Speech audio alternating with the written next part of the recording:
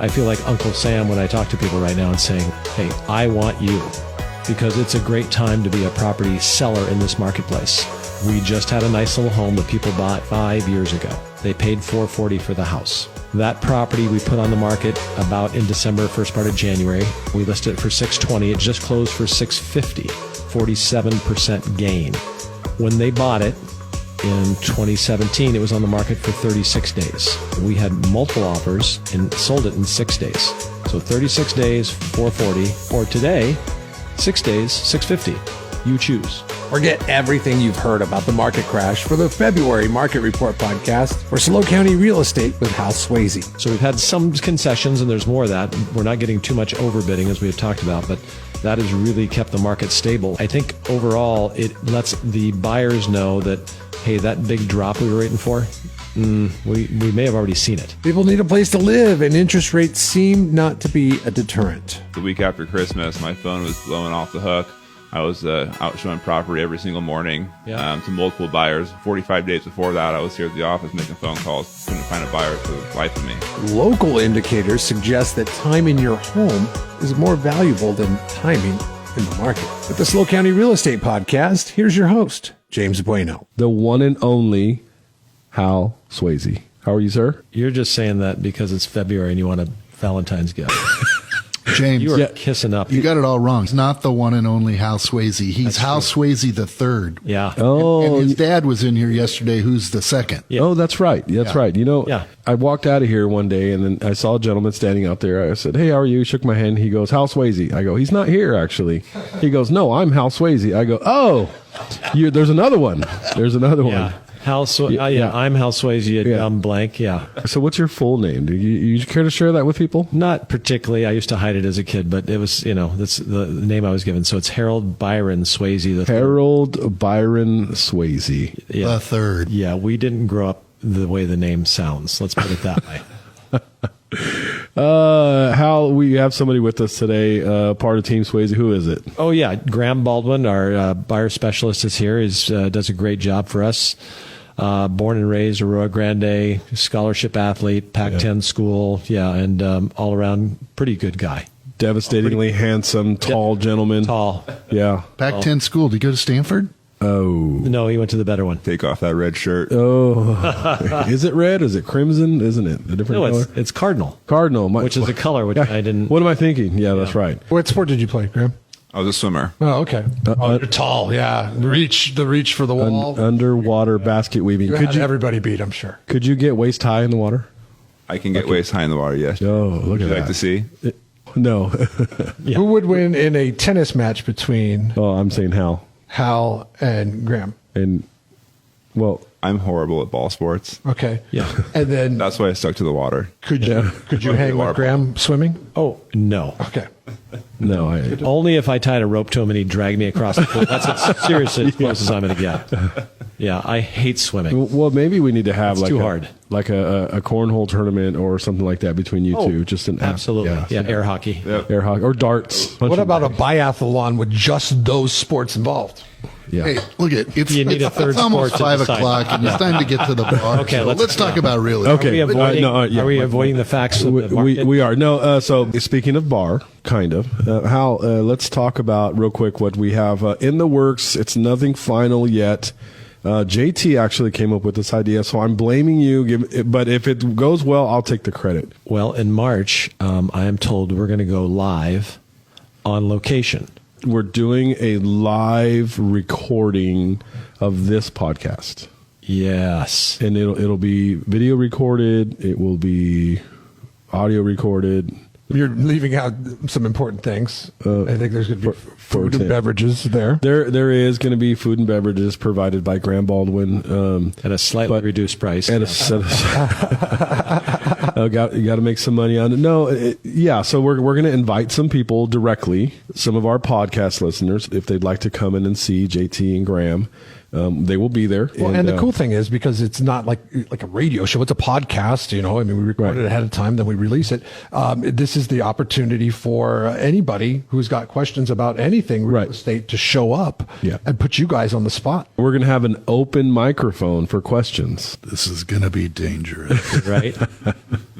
We're mixing a few things, food and drinks and podcasts, recordings and videos. So it's a little daring on our end, but I think it's going to go well. Alcohol and open mics. Let's see. Wait a second. Yeah. What could go wrong? Well, the good thing is it's recording, and we have a great editor, so we're good. Well, here's all I know. If I invite some of my friends, the questions are going to be, where's the ranch dressing that goes with your chicken wings? Exactly. A podcast recording next month at a certain location. If anybody is interested in coming to our podcast recording, it'll be on location at a restaurant. We'll be providing food and drinks, probably an hour and a half, 2 hour recording, maybe. Oh, I thought we were doing it at SoFi Stadium. No, we scaled it back. Yeah. Okay. Scaled it back just a hair. So if you're interested, email. You can email Hal at Team Sweasey.com, or on our website you can find any of us. We're all on there, and you can email whichever one you want. Let's do a market update for February. Yeah, we're seeing a little bit of a trend here. So I'm looking at our inventory, and this is really good stuff for like trying to get catchy news, because our inventory is up 100% from a year ago. That means we went from 130 homes last year when we had a crazy limited inventory market that we'd never see again. So now we have 263 homes at the end of January, 1st of February on the market for a county of 250,000 people. Interesting enough, our pendings after last January only down 17% after an epically record year of sales. I think 6.6 million sales in this country, which is an all-time record. So we're not down very much. That equates to 135 last year when in escrow versus 111 this year. Very small adjustment. Our closings are down, so that was what happened in December, about 50%. And then our new listings are up a lot, 90% over last year. That means we had 78 homes come on the market. So that's 90% more than we did last January at the end of the month. Wow. But here's the interesting thing. But we had 111 go into escrow. So we still have more homes selling than we have new ones coming on the market. And part of the reason Graham is here is, he's here every day dealing with the buyers. Graham, what have you seen in the last 30 days of January, like in terms of the buyer activity? What's that look like for you? Buyer activity has increased significantly. The week after Christmas, my phone was blowing off the hook. I was out showing property every single morning to multiple buyers. 45 days before that, I was here at the office making phone calls. Couldn't find a buyer for the life of me. Why do you think that is? We saw interest rates basically go from 3% to 6% pretty quickly there. And what happens when something major happens is everyone freaks out and just stops. When they look around and they don't want to move, and they think the world's ending. So that happened for a little while, and then the holidays hit, and everyone said, well, I wasn't doing anything then, I'm not going to do anything now. I'll wait till the new year. Interest rates were 6%, 6.3, 6.4 maybe. And they said, hey, well, this is the new normal, let's go. So here we are. But in some ways, we kind of sound like the major media. Inventory's up 100%. Right. 100% of what? The lowest number in history. So inventory is still barely above the lowest inventory in history. 263 on the market, May of 2020. 2 months after COVID hit our world, there were 880 in the county, and we thought that was low. So inventory is still very, very, very low and impacting the marketplace. Found this interesting. Got this from a great lender that we work with closely here. The rates have actually been dropping for the last 100 days since October 20th, which was the height of the interest rate. That was at 7.32% on October 20th. Wow. Since then, the rates have consistently dropped up until today. What about the activity of people applying for loans? Is that activity changed at all, Graham? More people are going out and starting to apply. So it's correlated to your phone blowing up, huh? You're correct. Yeah. You just had that one cash buyer for our home over there on Buena Vista, too. So that was a cash buyer. That was an all-cash buyer, yeah. That was in December? That was December. Yeah, that got accepted on Christmas Eve, December 24th. Oh, yeah. Okay, good. Thank you. Merry Christmas. Yeah. We were working Christmas Eve around here. Right. Yes. Your new buyers that come from, do they look at signs and then they call off the signs, or they just look on the internet? I mean, are they using the big aggregators that are out there? Like, what do you see people using to contact you? Right. Yeah. I mean, a lot of the buyers are calling into the office. Again, because of our great marketing, James. But yeah, I mean, Hal's name, right, is pretty huge in this community. A lot of referrals, and then just people going online and seeing his name. And if you look at how many 5-star reviews our team has here, it outpaces most everybody in the county. With inventory as low as it is, right, we carry less listings than we did 3 or 4 years ago. We're going to correct that with this podcast. Yeah. Yes, please. Because that helps me very much. Yeah, for sure. Basically, if you had more inventory, kind of like we were talking the last 18, 24 months, we'd probably be selling more houses. Exactly. So the reason that I bring up more homes going into escrow than new homes coming on the market is it means it's just, keeping our supply level, not really increasing that much, which means it's going to support any downward pressure on price. It will not allow for prices really to adjust. So we've had some concessions, and there's more of that. We're not getting too much overbidding, as we had talked about, but that has really kept the market stable. I think overall, it lets the buyers know that, hey, that big drop we were waiting for, we may have already seen it. Right. It was almost like COVID, right? If you think about it, because, I mean, in March of 2020, people were panicking. You couldn't show houses. Nobody knew what was going to happen, and we all froze. And everything went down in value. And then slowly it came back. And the next thing you know, 6 months later, things are just going up. And it's almost like 3 to 6 was like a COVID shock. Right. And now it seems like, okay, this is just what we deal with. Yeah. 3 months ago, my conversation with buyers was, the bottom's falling. It's going to fall out. Market's going to crash. They're not saying that as much now. When you look at some numbers here, the market crashed in 2020, as Hal said, right after COVID. When we talk about the market crashing, we're talking about the lowest ever number of transactions were taking place.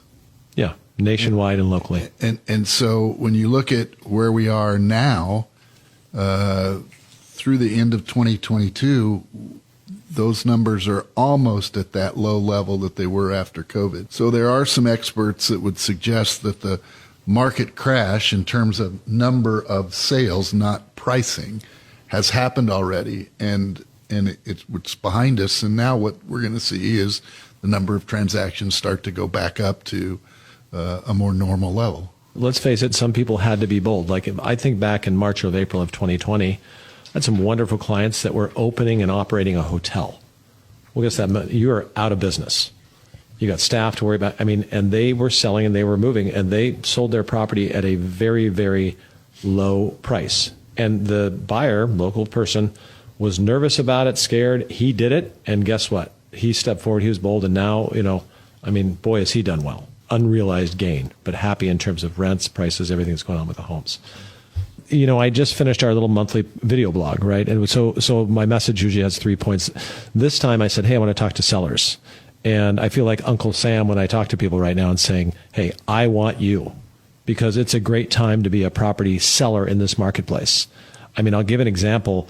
We just had a nice little home that people bought in the December of 2017, 5 years ago.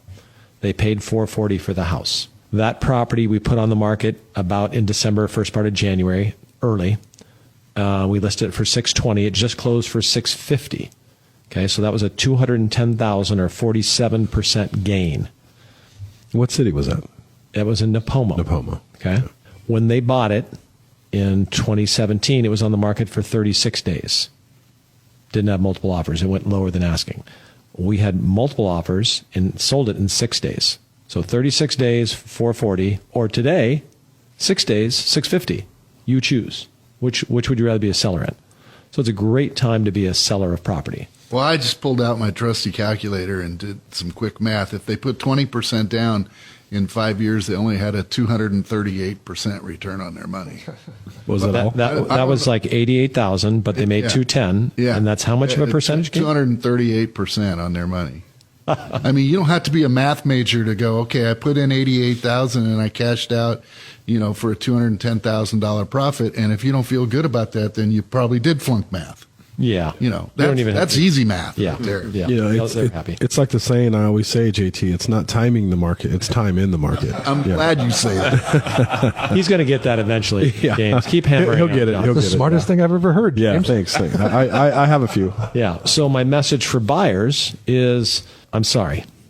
I'm really sorry that interest rates are no longer 3%.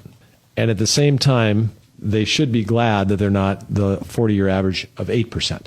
There's less competition now, and we've had that for, since March. through, let's call it December. That's what, 8 months, 9 months, math major, 9 months. Right. And now we're seeing a pickup of activity. Rates have dropped, and we hear, and I just hear that the Federal Reserve is probably going to slow down the very fast pace of rate hikes, which is the fastest, most extreme rate hikes we've ever seen. So it's like shock, and then that's not that bad. That's shock and awe. Get it? I got it. Yeah. And then I'm going to quote John Turner because he's always going to tell me this. 53 out of the last 62 years, home values have gone up. So a few years they've declined. So if you're concerned, which everybody is, about making a mistake, it's hard to do it if you just hold your property for a little bit of time, even if you time it, on one of those years where there's a decline. What percentage of the time is that decline, John? 15%. You're like a savant. I am. It's impressive. Yeah. So the point is, we've had a lot of worry. We've had a lot of concern. We call it, people scared even. I think people are gaining confidence knowing, okay, this is what a market is. And it's just a normal real estate market. What do you need to do and what do you need to accomplish? Many people who follow this podcast have heard me talk over the last few months about my son buying a house up in Seattle in August. He ended up with a rate of 5.96, and we were very, very disappointed at 5.96 because we had been spoiled by the 3s and 4s, right? Well, what made him feel better about 5.96? 2 things. It could never go up, and it could do what? Go down? Go down. Yeah, option. Yeah. His payment, on his loan is like $3,800 a month. A big nut every month. But there's 2 incomes, and their income's going to probably do what in the next few years? Go up. So even if they can't refi, they're going to grow into that $3,800 as much as it's really tight right now. They're going to grow into it and they're going to be fine. Right. I mean, every house I ever purchased, I could not afford when I did it. And 2 or 3 years later, you're doing a little bit better, right? You can afford it now. Yeah. That doesn't have anything to do with appreciation. Doesn't have anything to do with the refinance into a lower rate, which both things could make the deal even sweeter. You can't buy a house and get a mortgage today that you can't afford. The lender just won't let it happen. I know you stretched, but the lender is going to give you what you can qualify for and what you're capable, and they're not going to do that lightly. And then they're going to have an appraiser go out and make sure that nobody's overpaying for the property. So there's so many protections for a buyer. Buying in San Luis Obispo, California is a pretty good place to do it. I heard this from my son. He goes, Dad, I don't want to be house poor, meaning my house payment's so large that's all I can do. I can't go snowboarding because I don't have the money. Right. And I get that. You want to live too, right? I don't think anybody's ever lost a penny in this county in residential real estate. Given what, James? Time in the market? Time in the market. Attaboy. Good. You just have to change the way you live a little bit. Would I like to buy a 4-wheeler and spend time out in the wilderness and all that stuff? Yeah, that's fine. But with a 4-wheeler's not going to go up in value. So maybe I need to step back and look at my priorities. And if you're in a place where, you want to have investments and you want to have worth to pass down generations, then that's when you need to take that inventory. Thank God your wife protected you from yourself. Yes. Yeah, John, that's such a good point because, you think about it, you could be house poor because you bought a house. I remember when I started deciding that I wasn't putting anything away and I would just have it automatically put away, like a mortgage payment. When I started investing before I owned a home, you figure it out. Okay, I'm going to go to the park and, whatever, have a picnic versus going out to expensive dinner. Okay, good. But at the end of the day, which is going to be a better life over time, right? So that's what housing does. It's really unbelievable. Do you have an announcement about next week? Graham has invited himself over here again next week, right? Yeah, no, I think what he's going to share will be very helpful for anything about home, that's thinking of home buying, the nuts and bolts, the things you don't think about every day. It's going to be very insightful. I'm excited to have that one next week. Yeah, so we're going to focus on first time buyers and buying, right, with Graham. Yeah, all the types of buying situations. Yeah. Graham is very knowledgeable in that. Graham, thank you for coming back. Thank you for being here. Thank you for coming back. So thanks for having me. Big man. I mean, when I say big man, Graham's 6'8". I guess you passed your audition here. You get to come back next week. Yeah, I guess. Sounds good. Yeah, we'll Thanks. get there. Gentlemen, fun as always. Don't forget live recording podcast coming up. Hal's super excited about it. I can see his face right now. He's pumped. I was just thinking our listenership is going to go down when they see us in person, but okay. No, we do. We all have face for podcasts, so that's fine. Just giving everybody a heads up. And also, as always, thank you so much. If you want to contact Hal or Graham, you can get on our website, right? HalSweasey.com. And it is Hal at TeamSweasey.com. It's Graham, Graeme. Wait, where'd that come from? There you go. Look at that. You got it. Where'd that come from? That is, well, it was actually a Scottish spelling, but my mother is South African. And when she was pregnant with me, there was a famous South African rugby player by the name of Graham, spelt that way. So Graeme. Correct. Graeme. Yeah. It's plagued me my whole life with substitute teachers and everybody else. What's the most common way that people say it? Gramey, Grame. Got a few Jeremys. So At least Baldwin's easy. Could have been Sweasey. right, Yeah. yeah. So good luck with Yeah, that. yeah. Sweet. So Don't even ask. Is I don't know. your last name? Yes. It's not like Patrick. Well, it is like Patrick. It sounds like Patrick. Swayze. A Z. Right. Patrick's, I think, is Swazey. Yeah. But Pronounce it. trust me, everybody I know that sees your name says Sweasey. Yeah, it's spelled Swez. Yeah. Yeah. So, So You Weezy. should have never said that to me. is that What's the correct pronunciation? who gets their name messed up more, Graham Sweasey. or Hal's last name when people call in?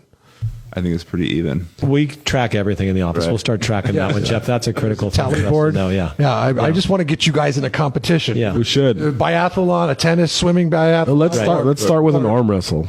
Mispronunciation. We should do that. Whoever Yeah. loses has doing to change their name to Graham Sweasey. There you go. Graham Byron Swayze III. Oh, gentlemen, as always, super fun. Thank you, everybody, for being here. Everybody for listening. Mr. Kingman for making sure we sound good. And we will see everybody next time. Thanks, guys. Thank you for listening to the Hal Sweasey podcast.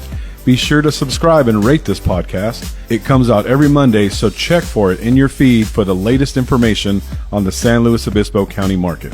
The SLO County Real Estate with Hal Sweasey podcast is available wherever you get your podcast and on halsweasey.com, where you can find current listings and other real estate tips. halsweasey.com, that's HALSWEASEY.com. I am James Bueno, Director of Marketing for the Hal Sweasey Group. If you're looking for anything real estate, give us a call, 805-781-3750. Hal Sweasey is a licensed California real estate broker. DRE number 01111-911. The SLO County Real Estate with Hal Sweasey podcast is a production of AGM Podcasts. Subscribe wherever you get your podcasts.